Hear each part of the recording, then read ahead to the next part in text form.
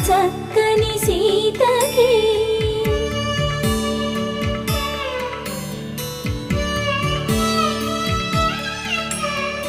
ఎర్ర జాబిలి చేయి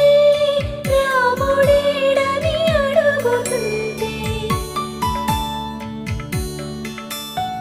చూడలేదని పెదవి చెప్పే చెప్పలేమని కనులు చెప్పే నల్ల పూసై